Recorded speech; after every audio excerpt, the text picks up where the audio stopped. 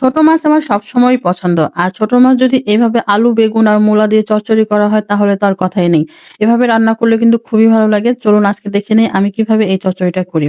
১ম এই আলু, বেগুন আর মূলা আমি খুব পাতলা, পাতলা চিকন, চিকন করে কেটে নিয়েছি। তারপরে এখানে বাকি মসলাগুলো দিয়ে দিব। আর আলু, বেগুন চচ্চড়িতে কিন্তু এভাবেই তরকারিটা কাটলে দেখতেও ভালো লাগে, খেতেও কিন্তু ভালো লাগে।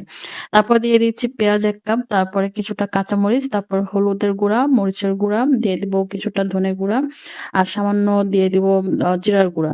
তারপর স্বাদমতো লবণ দিয়ে এটা হাতে মাখিয়ে নিব। আর তেলের পরিমাণটা একটু বেশি দিয়েছি। ছোট মাছের চচ্চড়িতে তেলটা উপরে ভেসে থাকলে দেখতেও সুন্দর লাগে, আমার কাছে খেতেও ভালো লাগে।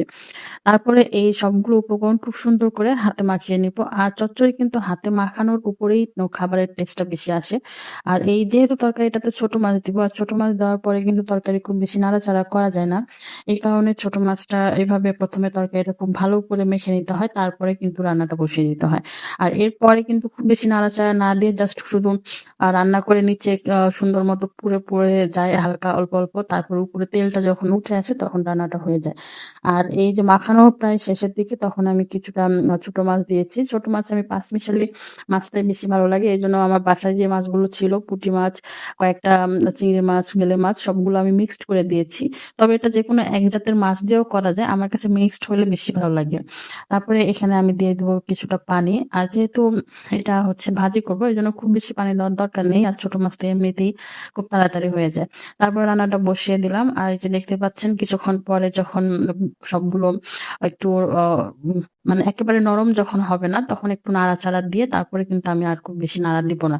কারণ এই মাছগুলো যদি ভেঙে, ভেঙে যায় তখন তরকারিটা কাটা, কাটা হয় তখন খেতে কিন্তু অত বেশি ভালো লাগে না।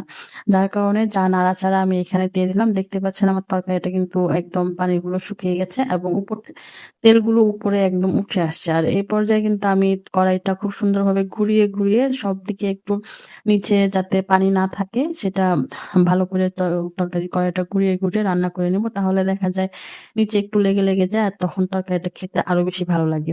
দেখতে পাচ্ছেন তেলগুলো কিন্তু ভেসে, ভেসে আসে। আর এটা কিন্তু দেখতে যতটা সুন্দর বা লোভনীয় লাগছে খেতেও কিন্তু খুবই ভালো লাগে। তো এভাবে ছোট মাছের চচ্চড়ি কার, কার পছন্দ অবশ্যই কমেন্ট করে জানাবেন। আমার তো এভাবে রান্না করে গরম, গরম ভাত দিয়ে খেতে খুবই ভালো লাগে। তো আমার ভিডিওটা ভালো লাগলে অবশ্যই আমার পেজটাকে ফলো দিয়ে লাইক, কমেন্ট, শেয়ার করে দিবেন।